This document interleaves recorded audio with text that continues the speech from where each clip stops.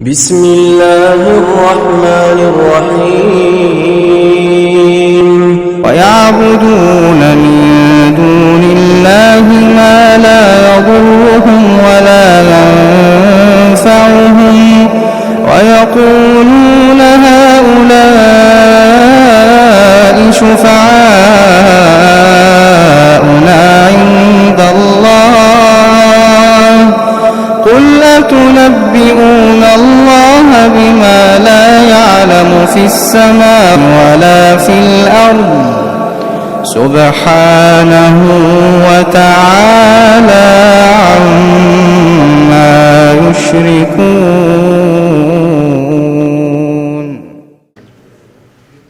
والصلاة والسلام على رسول الله وعلى آله وأصحابه ومن والاه. رب اشرح لي صدري ويسر لي أمري واحلل عقدة من لساني يفقه قولي واجعل لي وزيرا من أهلي. اللهم انفعنا بما علمتنا وعلمنا ما ينفعنا وزدنا علما. جی شروع کریں جی. بسم اللہ. وعن باز بن حكيم عن أبيه عن جده وفي الصحيح عن عمر بن الخطاب باب تفسیر الاسلام. وفي الصحيح عن عمر بن تیسرا الخطاب باب بحمد اللہ شروع ہو چکا ہے اور آج کتاب فضل الاسلام کا 10واں درس شروع ہوا چاہتا ہے. تو گزشتہ درس میں تیسرا باب تفسیر الاسلام کا آغاز ہو چکا تھا اور اس کے تحت پہلی آیت شریفہ جو کہ سورہ آل عمران کی آیت نمبر 20 ہے اس کا مطالعہ ہو چکا ہے. اس کے بعد جو شیخ الاسلام امام محمد بن عبد الوہاب رحمہ اللہ نے حدیث کا سلسلہ شروع فرمایا ہے اس سلسلے کی پہلی حدیث جی. وفي الصحيح عن عمر بن الخطاب رضي الله عنه أن رسول الله صلى الله عليه وسلم قال الإسلام أن تشهد أن لا إله إلا الله وأن محمدا رسول الله وتقيم الصلاة وتؤتي الزكاة وتصوم رمضان وتحج البيت إن استطعت إليه سبيلا. وفيه عن أبي هريرة رضي الله عنه مرفوعا المسلم من سلم المسلمون من لسانه ويده.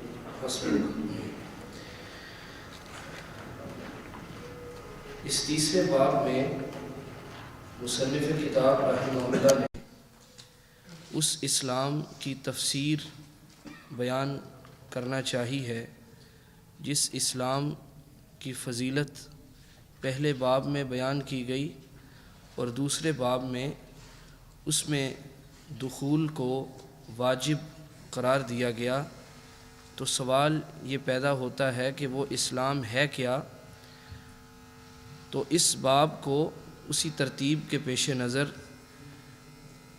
اسلام کی تفسیر کے حوالے سے اس میں باتیں ذکر فرمائی گئی ہیں.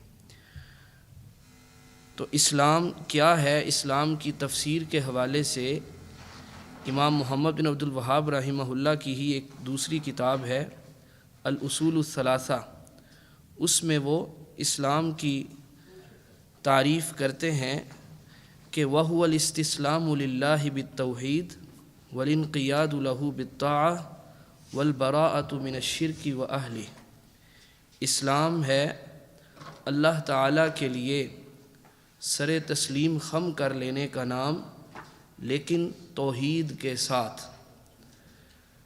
مشرکین مکہ اسی وجہ سے دائرہ اسلام سے خارج تھے کیونکہ وہ توحید کی بنیاد پہ اعمال سر انجام نہیں دیتے تھے.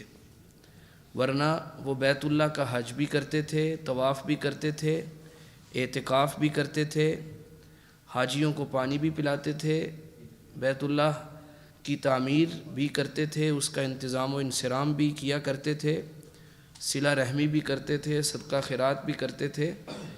یہ سارے کام کرنے کے باوجود جو کہ ہمارے دین نے ہمیں بتائے ہیں، لیکن یہ سارے کام کرنے کے باوجود وہ مسلمان کیوں نہیں کہلائے؟ وجہ یہ ہے کہ وہ توحید کے ساتھ نہیں تھے. تو شیخ الاسلام رحمہ اللہ نے فرمایا کہ اسلام جو اللہ تعالیٰ نے نازل فرمایا جو اللہ سبحانہ و تعالیٰ کے ہاں مطلوب ہے وہ توحید کے ساتھ اللہ تعالیٰ کی اطاعت اور فرما برداری اختیار کرنا ہے، اس کے آگے سر تسلیم خم کر لینا ہے، وَالِانْقِيَادُ لَهُ بِالطَّاعَةِ، اور اللہ رب العزت کی اطاعت کے لیے اپنے آپ کو پیش کر دینا۔ اور تیسری بات انہوں نے اس میں فرمائی کہ اسلام کی تعریف میں یہ بات شامل ہے وَالْبَرَاءَةُ مِنَ الشِّرْكِ وَأَهْلِهِ، اگر آپ اسلام میں داخل ہونا چاہتے ہیں تو آپ کے لیے ضروری ہے کہ آپ شرک سے بھی اظہار لا تعلقی کریں اور اہل شرک سے بھی اظہار لا تعلقی کریں۔ آپ کی محبتیں، آپ کی دوستیاں اہل شرک کے ساتھ ہوں تو یہ بات ایک مسلمان کے شایان شان نہیں ہے۔ یہی وجہ ہے کہ ابراہیم علیہ السلام نے اپنے باپ اور اپنے قوم، اپنے قبیلے سے اظہار لا تعلقی کیا اور یہ کہا اِنَّا بُرَآءُ مِنْكُمْ وَمِمَّا تَعْبُدُونَ مِن دُونِ اللَّهِ، کہ ہم تم سے بھی اور اللہ کے سوا جن کی تم عبادت کرتے ہو ان سب سے بھی اظہار لا تعلقی کرتے ہیں۔ اسی کا نام عقیدہ الولا والبراء ہے۔ الولا کا مطلب ہوتا ہے دوستی ہونا، آپ نے دوستی کس کے ساتھ رکھنی ہے، اور البراء کا مطلب ہے دشمنی کس کے ساتھ رکھنی ہے یا اظہار براءت کس سے کرنا ہے۔ اس میں ہم اپنی خواہش کے تابع نہیں ہیں بلکہ یہ دین کا حصہ ہے۔ ہماری محبتیں، ہماری دوستیاں اور اس کے برعکس ہماری دشمنیاں کن کن سے ہوں گی یہ ہمارا دین طے کرے گا۔ ہمارے دین نے وہ اصول وضع فرما دیے ہیں جن کی روشنی میں ہم اپنی دوستیاں اور دشمنیاں متعین کرنے کے پابند ہیں۔ اسلام کے حوالے سے ایک اور بات ذہن نشین کر لینی چاہیے کہ اسلام کا مطلب ظاہری اعمال کو بجا لانا، فرما برداری اختیار کرنا، جیسا کہ آگے حدیث جبریل کی روشنی میں یہ بات ذکر بھی ہو رہی ہے کہ نبی کریم صلی اللہ علیہ وسلم سے جب اسلام کے بارے میں پوچھا گیا تو آپ صلی اللہ علیہ وسلم نے ظاہری اعمال ذکر فرمائے، لیکن اس کا مطلب یہ ہرگز نہیں ہے کہ ظاہری اعمال یعنی نماز، روزہ، حج، زکوٰۃ وغیرہ یہ دل سے کٹے ہوئے ہوں یا دل سے جدا ہوں، ایسا نہیں ہے۔ یہ سارے کے سارے اعمال دل میں یقین اور ایمان رکھتے ہوئے جب انجام پائیں گے تب وہ اسلام کہلائیں گے۔ یہ اسلام ایمان کے بغیر نہیں ہوتا اور ایمان اسلام کے بغیر نہیں ہوتا۔ جب یہ دونوں اکٹھے ذکر آتے ہیں تب ان کی تشریح حدیث جبریل کی روشنی میں ایمان کی تشریح باطنی یا قلبی اعمال کے ساتھ کی گئی ہے اور اسلام کی تشریح ظاہری اعمال کے ساتھ یعنی بدنی اعمال کے ساتھ کی گئی ہے، لیکن اس کا ہرگز یہ معنی نہیں ہے کہ اسلام ایمان سے مستغنی ہے اور ایمان اسلام سے مستغنی ہے، اس کا یہ معنی ہرگز نہیں ہے۔ اب آتے ہیں ہم اسی حدیث کی طرف جو کہ حدیث جبریل کا ایک حصہ ہے جس کو یہاں پہ ذکر کیا گیا۔ فرماتے ہیں شیخ الاسلام رحمہ اللہ وفی الصحیح عن عمر بن الخطاب رضی اللہ عنہ، صحیح میں یعنی صحیح بخاری شریف میں ہے حضرت عمر بن خطاب رضی اللہ تعالی عنہ سے کہ رسول اللہ صلی اللہ علیہ وسلم نے ارشاد فرمایا الاسلام ان تشہد ان لا الہ الا اللہ وان محمد رسول اللہ وتقیم الصلاة وتؤتی الزکاة وتصوم رمضان وتحج البیت ان استطعت الیہ سبیلا۔ جبریل علیہ السلام نبی کریم صلی اللہ علیہ وسلم کی خدمت میں حاضر ہوئے انسانی شکل میں، اور ان کا مقصد یہ تھا کہ وہ آپ صلی اللہ علیہ وسلم سے دین کے متعلق سوالات کریں اور آپ صلی اللہ علیہ وسلم ان کے جوابات ارشاد فرمائیں اور جو آپ کے پاس بیٹھے صحابہ تھے وہ دین کا علم اس انداز سے حاصل کر لیں۔ تو جبریل علیہ السلام نے صحابہ کو دین سکھانے کی غرض سے نبی کریم صلی اللہ علیہ وسلم سے جو سوالات کیے ان میں سے ایک سوال یہ تھا کہ اخبرنی عن الاسلام، کہ آپ مجھے اسلام کے بارے میں خبر دیجئے کہ اسلام کیا ہے۔ تو اس کے متعلق نبی کریم صلی اللہ علیہ وسلم نے جو ارشاد فرمایا وہ یہ، الاسلام، اسلام یہ ہے، ان تشہد ان لا الہ الا اللہ، یہ کہ تو گواہی دے اس بات کی کہ کوئی معبود برحق نہیں ہے مگر اللہ، وَأَنَّ محمد الرسول اللہ، اور اس بات کی بھی تو گواہی دے کہ یقیناً محمد صلی اللہ علیہ وسلم اللہ کے رسول ہیں۔ یہ دائرہ اسلام میں داخل ہونے کے لیے اولین شرط ہے، یہ اسلام کا پہلا اور بنیادی ستون ہے۔ نبی کریم صلی اللہ علیہ وسلم نے حضرت معاذ بن جبل رضی اللہ تعالیٰ عنہ کو جب یمن کی طرف بھیجا تو انہیں جو نصیحت فرمائی وہ یہ تھی، اِنَّكَ تَأْتِي قَوْمًا أَهْلَ الْكِتَابِ فَأَوَّلُ مَا تَدْعُوهُمْ إِلَيْهِ شَهَادَةُ أَن لَا إِلَٰهَ إِلَّا اللَّهُ وَأَنَّ مُحَمَّدًا رَسُولُ اللَّهِ، کہ اے معاذ آپ اہل کتاب کی قوم کی طرف جا رہے ہیں، سب سے پہلی بات جس کی طرف آپ نے ان کو بلانا ہے وہ یہی شہادتین ہیں، یعنی اس بات کی طرف بلانا ہے کہ وہ کہیں، اس بات کی گواہی دیں کہ اللہ رب العزت کے سوا کوئی معبود برحق نہیں ہے، اور اس بات کی بھی گواہی دیں کہ محمد صلی اللہ علیہ وسلم اللہ کے رسول ہیں۔ اب اس حدیث میں بھی وہی ترتیب ہے جو حضرت معاذ رضی اللہ تعالیٰ عنہ کو نبی کریم صلی اللہ علیہ وسلم نے سکھائی تھی۔ اب اس شہادتین کے بعد سب سے اہم چیز وہ نماز کا مسئلہ ہے۔ تو آپ دیکھیے اس کے اندر دوسری بات جس کی طرف آپ صلی اللہ علیہ وسلم نے رہنمائی فرمائی وہ یہی اقامت صلاح ہے۔ فرمایا وَتُقِيمَ الصَّلَاةَ، اور اس معاذ بن جبل والی حدیث کو دیکھیے، وہاں بھی آپ صلی اللہ علیہ وسلم نے فرمایا کہ فَإِنْ أَطَاعُوكَ فِي ذَلِكَ فَأَعْلِمْهُمْ أَنَّ اللَّهَ افْتَرَضَ عَلَيْهِمْ 5 صلوات فی یوم ولیلہ، کہ جب وہ آپ کی اس بات میں اطاعت کر لیں، یعنی وہ یہ اقرار کر لیں، گواہی دے دیں کہ اللہ کے سوا کوئی معبود برحق نہیں اور محمد صلی اللہ علیہ وسلم اللہ کے رسول ہیں، تب آپ نے ان کو بتانا ہے کہ اللہ تعالیٰ نے ان پر دن رات میں 5 نمازیں فرض کی ہیں۔ مطلب یہ ہوا کہ اگر ان کا عقیدہ درست نہیں ہے تو ان کی نمازوں کا بھی کوئی فائدہ نہیں ہے۔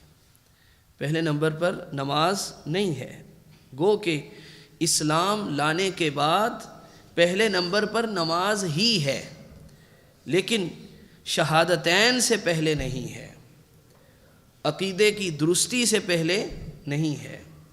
اگر کوئی آپ کو تبلیغ کے نام پہ نماز پہ لگا دیتا ہے، آپ کو سچائی پہ لگا دیتا ہے، آپ کو حرام سے بچنے کی ترغیب دیتا ہے اور آپ کو روزہ اور نفلی عبادات کے اوپر لگا دیتا ہے، یہ مت سمجھیے کہ اس کا دعوت کا منہج نبوی منہج ہے۔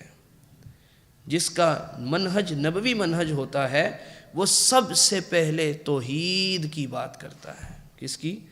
توحید کی بات کرتا ہے، حتیٰ کہ نماز کی بھی بات نہیں کرتا، کیونکہ توحید کے بغیر کسی عمل کی کوئی حیثیت نہیں ہے، کوئی وقت نہیں ہے۔ وہ عمل ہباء منثورہ ہے، وہ نسیم منسیہ ہے، وہ راکھ بنا کے اڑا دیا جانے والا ہے جس کے پیچھے توحید نہیں ہے۔ تو یہی وجہ ہے کہ آپ صلی اللہ علیہ وسلم نے اسلام کی تعریف کرتے ہوئے سب سے پہلے کس بات کا ذکر فرمایا؟ شہادتین کا اقرار کرے، اور دوسرے نمبر پہ فرمایا وَتُقِيمَ الصَّلَاةَ، اور تو نماز کو قائم کرے، اور پھر تیسرے نمبر پر فرمایا وَتُؤْتِيَ الزَّكَاةَ، اور تو زکوٰۃ کو ادا کرے۔ اور حدیث معاذ میں بھی دیکھیے یہی ترتیب فرمایا کہ فَإِنْهُمْ أَطَاعُوكَ فِي ذَلِكَ فَأَعْلِمْهُمْ أَنَّ اللَّهَ افْتَرَضَ الصَّدَقَةَ فِي أَمْوَالِهِمْ فَتُؤْخَذُ مِنْ أَغْنِيَائِهِمْ وَتُرَدُّ إِلَى فُقَرَائِهِمْ کہ جب وہ آپ کی اس بات کو بھی تسلیم کر لیں اور وہ 5 وقت کی نماز کی ادائیگی شروع کر دیں، پھر آپ نے ان کو بتانا ہے کہ اللہ رب العزت نے ان کے اموال میں صدقہ فرض کیا ہے اور وہ صدقہ انہی کے اغنیاء سے لیا جائے گا اور انہی کے فقراء میں لوٹا دیا جائے گا۔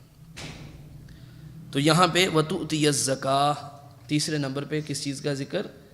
زکوٰۃ کو تو ادا کرے۔ ایمان میں داخل ہونے کے بعد سب سے اہم مسئلہ نماز کا ہے۔ نماز کا وہ مسئلہ ہے جس کے بارے میں تابعی عبداللہ بن شقیق رحمہ اللہ کہتے ہیں کہ صحابہ رضی اللہ تعالی عنہم کسی عمل کے چھوڑنے کو کفر سے تعبیر نہیں کرتے تھے سوائے نماز کے چھوڑنے کے۔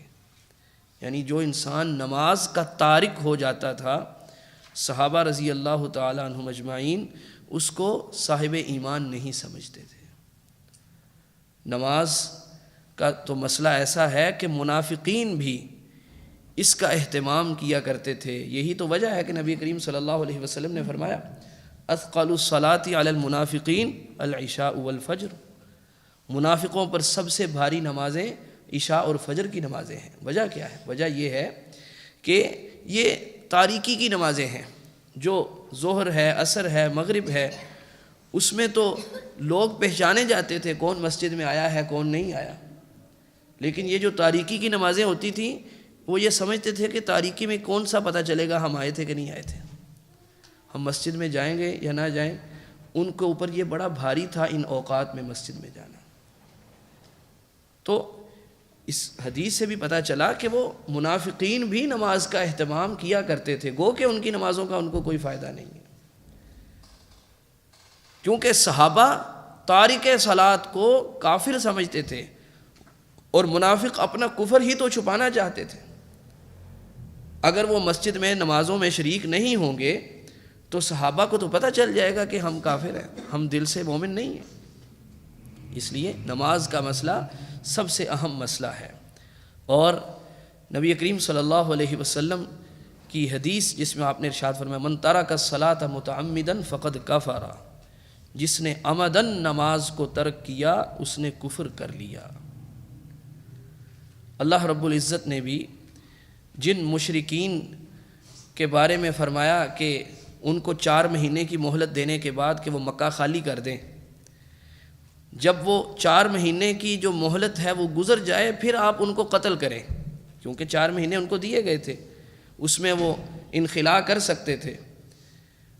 ہاں فرمایا کہ اگر وہ توبہ کر لیں، اور صرف توبہ ہی نہیں، مشرک کی توبہ کیا ہوتی ہے؟ اسلام میں داخل ہونا، توحید کا اقرار کرنا، شرک سے رجوع کرنا، صرف اتنی بات کافی نہیں۔ آگے فرمایا فَإِن تَابُوا وَأَقَامُوا الصَّلَاةَ وَآتَوُا الزَّكَاةَ، توبہ کرنے کے بعد وہ نماز قائم کریں اور زکوٰۃ ادا کرنے لگیں، فَإِخْوَانُكُمْ فِي الدِّينِ، تب وہ آپ کے دین میں بھائی ہوں گے۔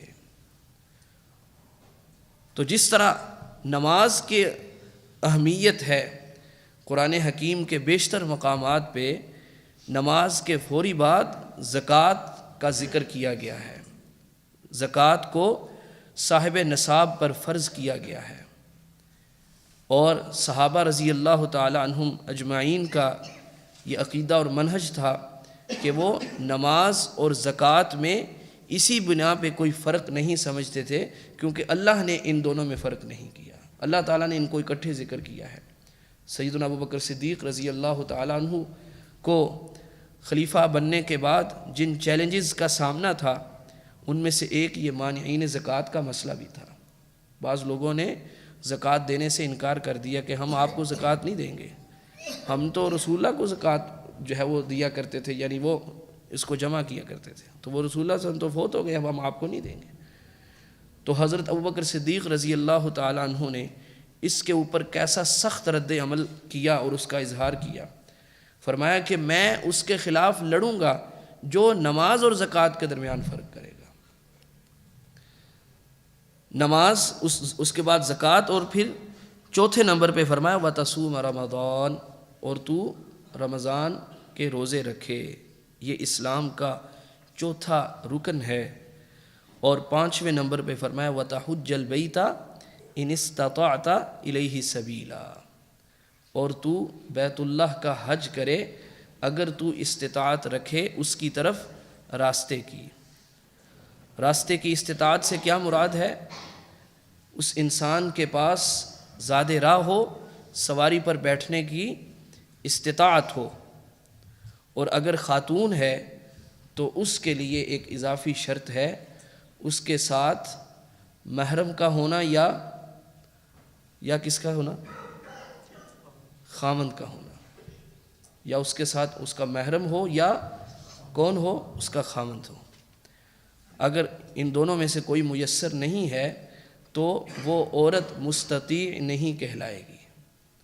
عورت کے لیے اکیلے سفر کرنا وہ نبی کریم صلی اللہ علیہ وسلم نے حرام قرار دے دیا. وہ حج کا سفر ہو، عمرے کا سفر ہو، یا اپنے ہی ملک میں کوئی بھی سفر ہو.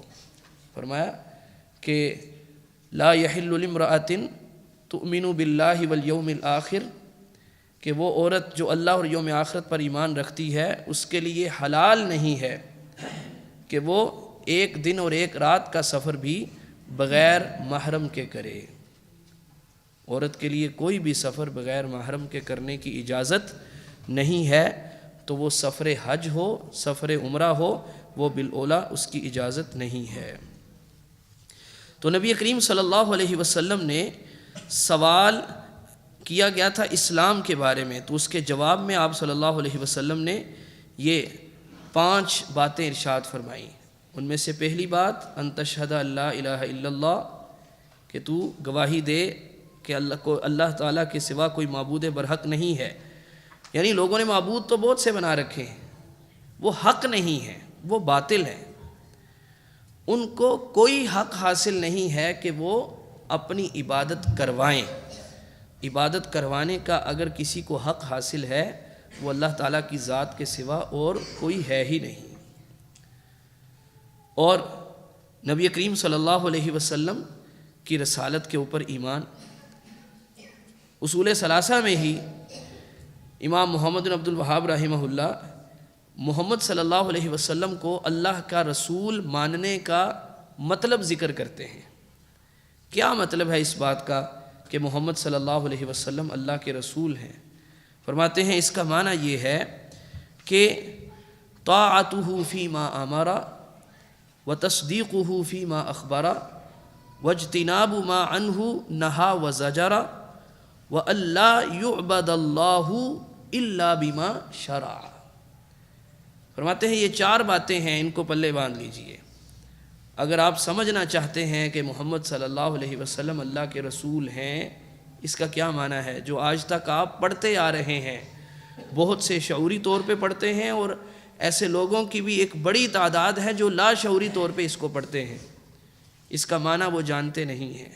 فرماتے ہیں پہلی بات، محمد صلی اللہ علیہ وسلم کو اگر آپ رسول مان بیٹھے ہیں تو پھر اس کا مطلب یہ ہے کہ طاعتہ فیما امر، آپ نے ہر اس حکم میں ان کی اطاعت کرنی ہے جو وہ دیں.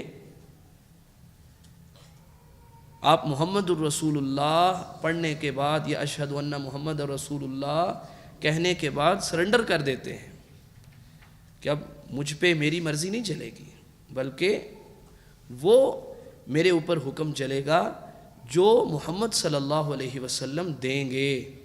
اور اللہ سبحانہ و تعالی مجھ سے کبھی بھی خوش نہیں ہو سکتا جب تک میں محمد صلی اللہ علیہ وسلم کی ہر حکم میں اطاعت کرنے والا نہ بن جاؤں.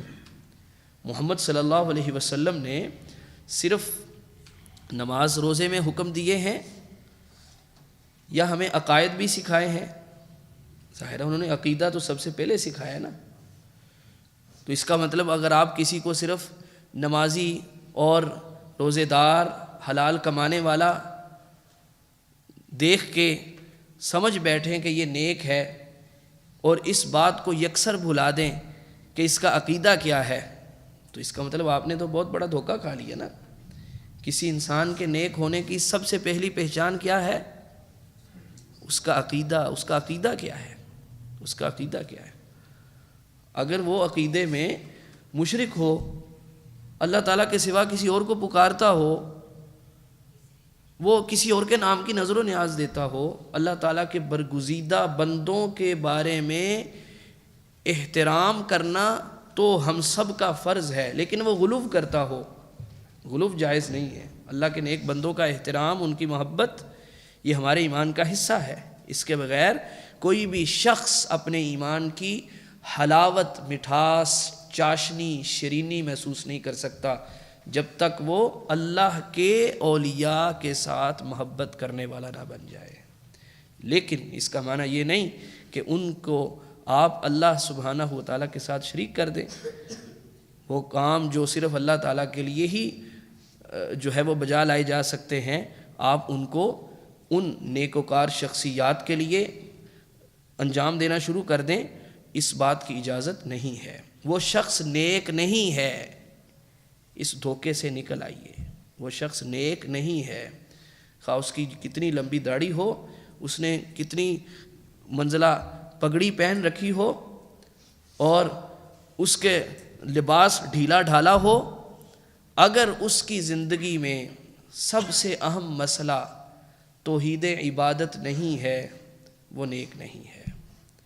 اور اگر کوئی شخص یا کوئی جماعت، یہ گزشتہ درس میں بھی آپ سن چکے ہیں، جو اقامت دین کا نام لے، اس کے نزدیک سب سے اہم مسئلہ توحید کا مسئلہ نہیں ہے، آپ اس جماعت کو اقامت دین کا کام کرنے کے جھانسے میں آپ کبھی مت آئیے، اس کے ناموں سے کبھی آپ دھوکہ نہ کھائیے۔ نام سے نہیں، کام سے پہچانا جانا چاہیے۔ اور دوسری بات، محمد صلی اللہ علیہ وسلم کی اطاعت۔ اور محمد صلی اللہ علیہ وسلم نے جو ہے وہ کیا ہے، ہمیں صرف نماز روزہ نہیں بلکہ اس سے پہلے عقائد سکھائے ہیں، پھر عبادات سکھائی ہیں، پھر خوشی غمی کے ہمیں طریقے وہ ہمیں بتائے ہیں۔ کیا نبی کریم صلی اللہ علیہ وسلم نے شادیاں نہیں کی تھیں، یا انہوں نے اپنی بیٹیوں کی شادیاں نہیں کی تھیں، ان کے صحابہ کی شادیاں نہیں ہوئی تھیں؟ کیا یہ شادیوں کا رواج ہمارے دور میں شروع ہوا ہے جو ان کے دور میں نہیں تھا؟ کوئی انسان یہ کہے کہ جناب یہ چونکہ شادیاں اب ہونا شروع ہوئی ہیں اس لیے ہمیں دین سے رہنمائی لینے کی ضرورت نہیں ہے، کیوں بھی؟ اگر تو ایسا ہے تو پھر ٹھیک ہے، اگر ایسا نہیں ہے، نبی کریم صلی اللہ علیہ وسلم نے خود شادیاں کی بھی ہیں، اپنی بیٹیوں کی شادیاں بھی کی ہیں، آپ کے صحابہ کی بھی شادیاں ہوئی ہیں، تو پھر اس کا مطلب یہ ہوا کہ ہمیں اس میں بھی نبی کریم صلی اللہ علیہ وسلم کی اطاعت اور فرمانبرداری کرنا ہوگی۔ اور پھر دوسری بات وہ فرماتے ہیں وَتَصْدِيقُهُ فِي مَا أَخْبَرَ، جو نبی کریم صلی اللہ علیہ وسلم خبر دے دیں اس کی آپ تصدیق کریں گے۔ جب آپ کو یہ کوئی بات بتا دی جائے کہ یہ نبی کریم صلی اللہ علیہ وسلم کا فرمان ہے، یہ صحیح حدیث ہے، یہ آپ صلی اللہ علیہ وسلم کا عمل ہے، پھر آپ دیکھیں کہ فلاں امام صاحب نے کیا کہا ہے، فلاں فقیہ صاحب نے کیا کہا ہے، یا جن کی میں تقلید کرتا ہوں انہوں نے کیا کہا ہے۔ اب آپ فیصلہ خود کر لیجئے، وَتَصْدِيقُهُ فِي مَا أَخْبَرَ کے اوپر آپ پورے اترے ہیں کہ نہیں اترے، یا طاعتُهُ فِي مَا أَمَرَ کے اوپر آپ پورے اترے ہیں کہ نہیں اترے۔ اور تیسری بات، وَاجْتِنَابُ مَا عَنْهُ نَهَا وَزَجَرَ، ہر اس کام سے اجتناب کرنا ہوگا۔ اگر آپ محمد رسول اللہ کہنے والے ہیں تو پھر آپ کو ہر اس کام سے اجتناب کرنا ہوگا جس سے محمد صلی اللہ علیہ وسلم نے منع کر دیا اور اس سے ڈانٹ دیا۔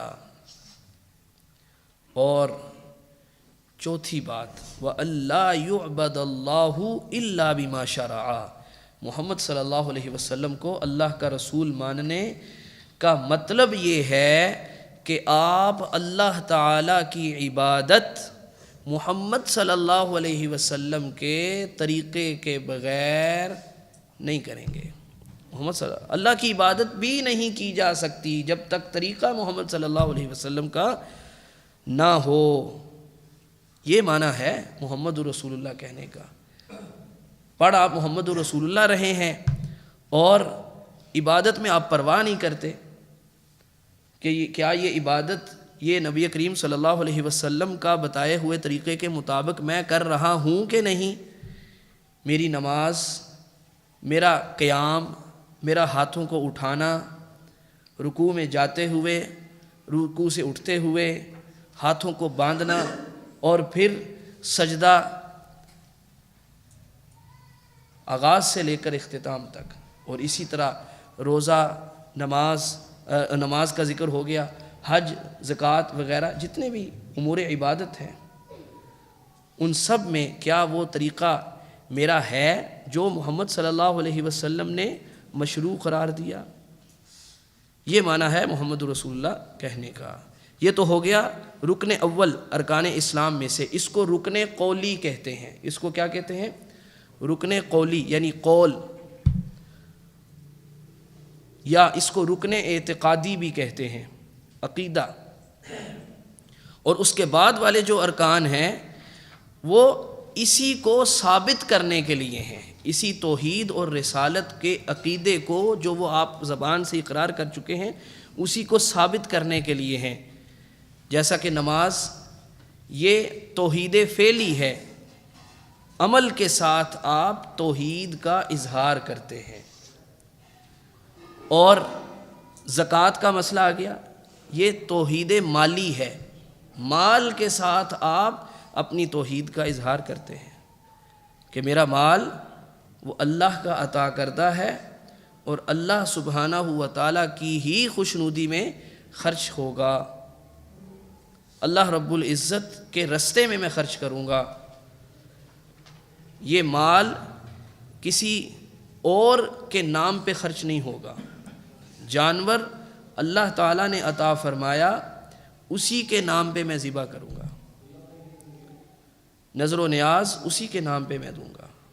زکوٰۃ اللہ سبحانہ و تعالیٰ کے مال میں سے، اللہ نے مجھے صاحب استطاعت بنایا اور پھر نصاب تک میرے مال کو پہنچایا، تو خوشنودی اللہ ہی کی حاصل کرنے کے لیے میں اس مال کو خرچ کروں گا۔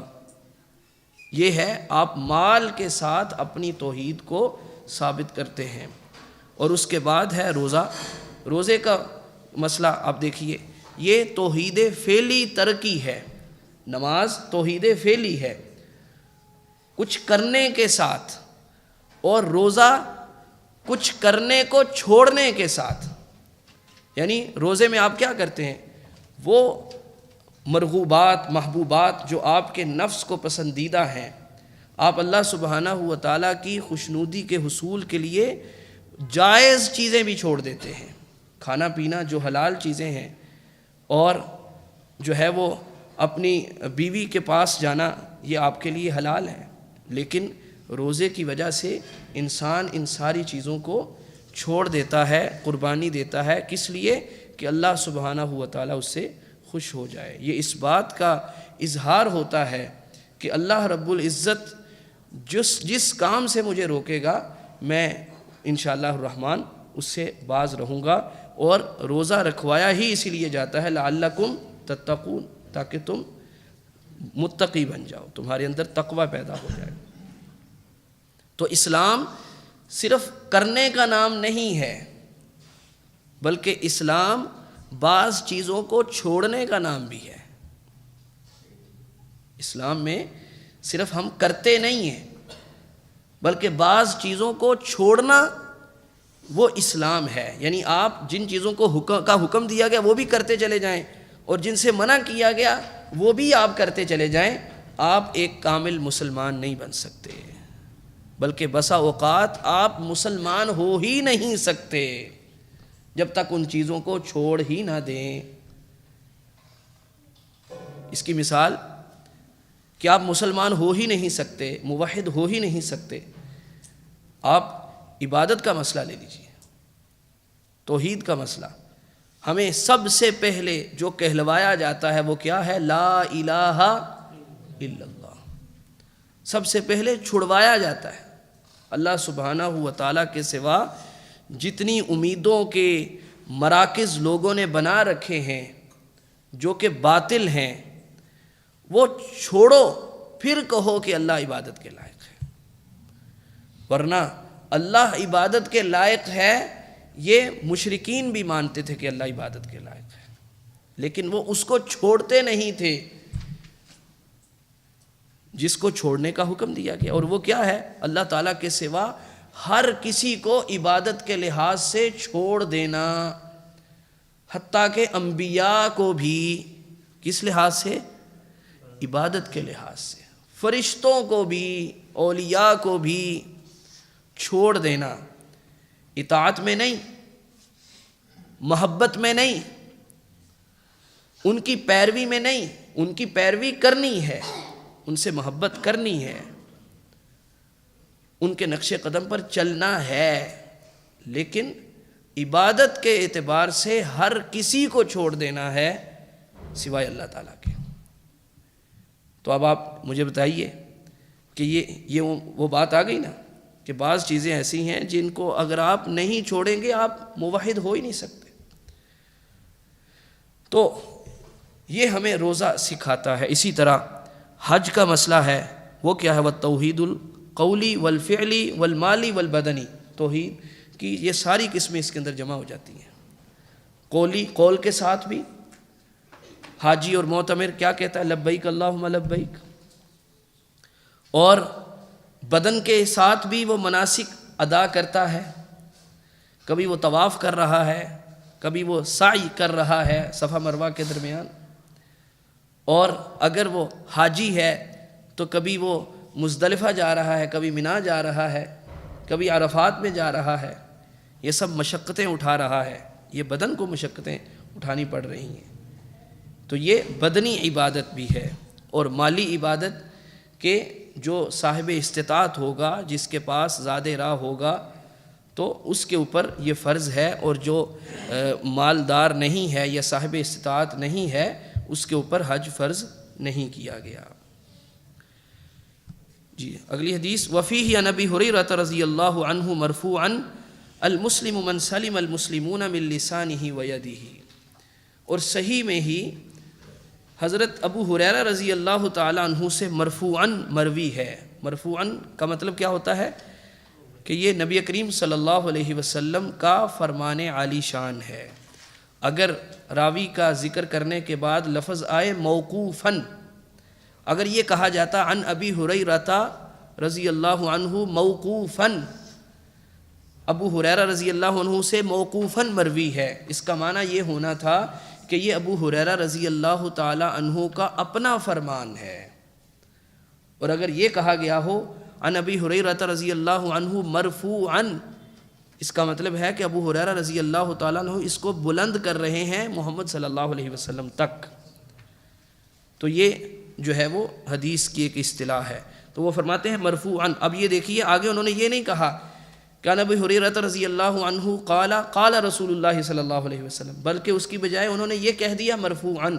تو جب مرفوعاً کہہ دیا جائے تو اس کا یہی معنی سمجھنا چاہیے کہ قال رسول اللہ صلی اللہ علیہ وسلم یا فعل رسول اللہ صلی اللہ علیہ وسلم، کہ رسول اللہ صلی اللہ علیہ وسلم نے فرمایا، یا رسول اللہ صلی اللہ علیہ وسلم نے کیا، یا آپ صلی اللہ علیہ وسلم کی موجودگی میں وہ کام کیا گیا اور آپ نے سکوت فرمایا۔ اس کو تقریری حدیث کہتے ہیں، قولی، فعلی اور تقریری۔ بارک اللہ فیکم۔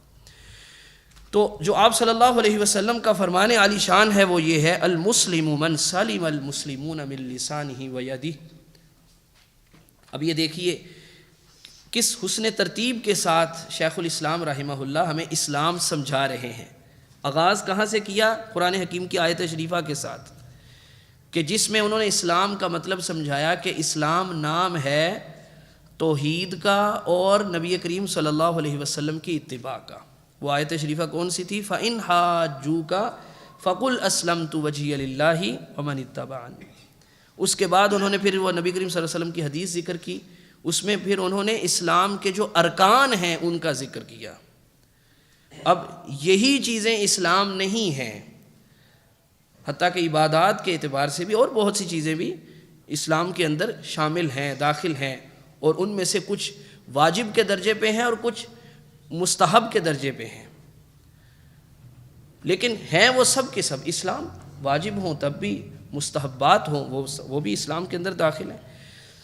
اب جس حدیث کا وہ ذکر فرما رہے ہیں وہ ایک مسلمان کے اسلام کا اس کے معاشرے کو کیا فائدہ ہوتا ہے۔ یعنی اگر آپ نماز پڑھ رہے ہیں تو اپنے لیے پڑھ رہے ہیں نا، اگر آپ روزہ رکھ رہے ہیں اپنے لیے رکھ رہے ہیں نا، زکوٰۃ ادا کر رہے ہیں، ٹھیک ہے، وہ اللہ تعالیٰ کے حکم پہ، کچھ غرباء مساکین کا بھی فائدہ ہو گیا، حج کر رہے ہیں اس کا آپ کو فائدہ ہے، آپ کے معاشرے کو آپ کا کیا فائدہ ہے؟ مسلمان ہو اور لوگ اس سے تنگ ہوں، کیا مسلمان ایسا ہوتا ہے؟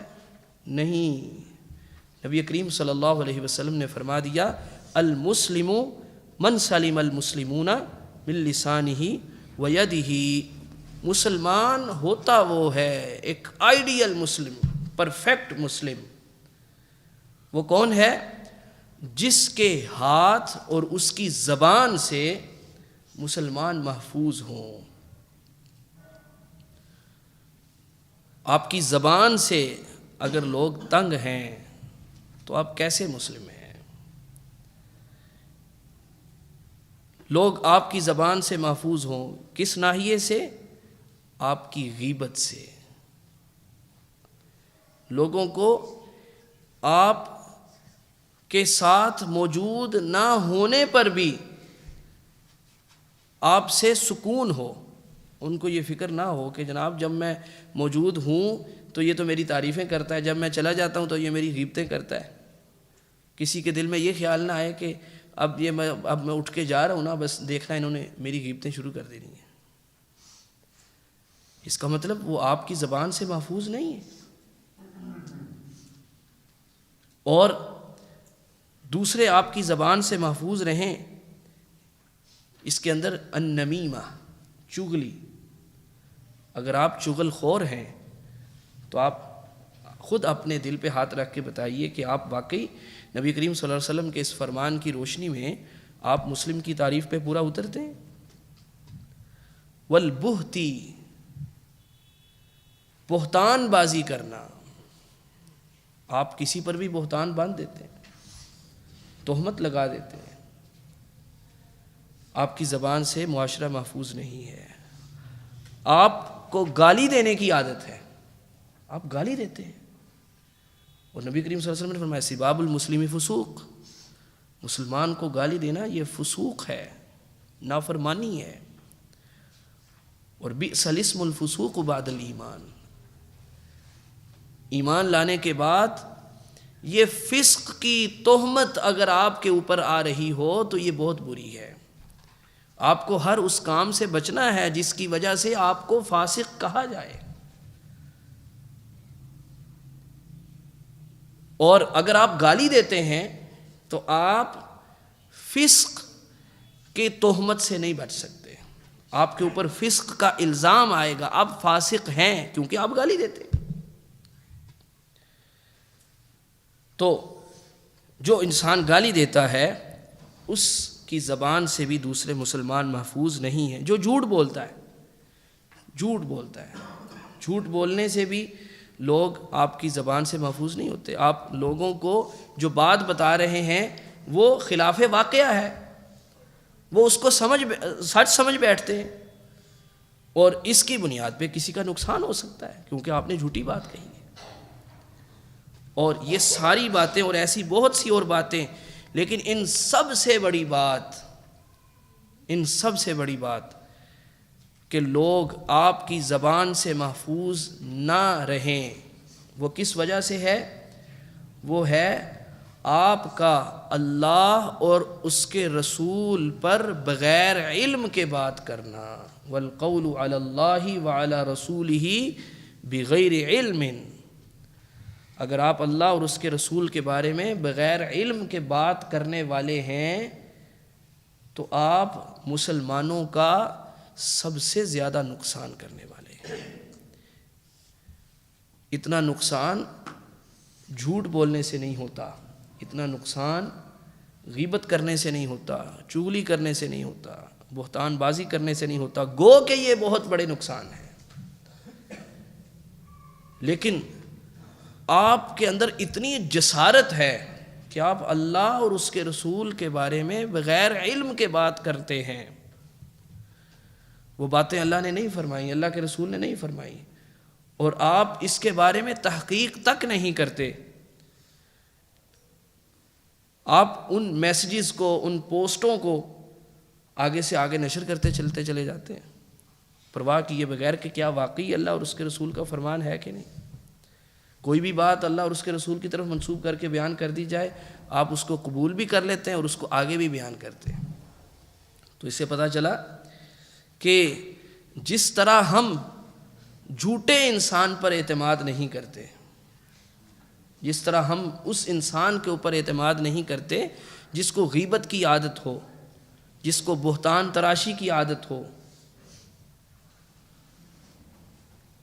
اس سے کہیں بڑھ کے ہمیں اس انسان پہ اعتماد نہیں کرنا جس کا منہج صحیح نہ ہو، جس کا منہج خالص نہ ہو، جو خالصتاً قرآن و سنت کا فہم، قرآن و سنت کا علم صحابہ اور سلف صالحین کے فہم کی روشنی میں بیان کرنے والا نہ ہو، کیونکہ وہ انسان اللہ اور اس کے رسول پر بغیر علم کے بات کرنے سے کبھی بھی محفوظ نہیں رہ سکتا۔ تو یہ ضروری ہے کہ آپ اپنی زبان سے دوسرے مسلمانوں کو بچا کے رکھیں تاکہ آپ ایک کامل مسلمان بن سکیں۔ اسی طرح پھر آپ صلی اللہ علیہ وسلم نے دوسری بات فرمائی، صرف زبان کے بارے میں نہیں فرمایا بلکہ ہاتھ کے بارے میں بھی فرمایا۔ مسلمان وہ ہے جس کے ہاتھ سے بھی دوسرے مسلمان محفوظ رہیں۔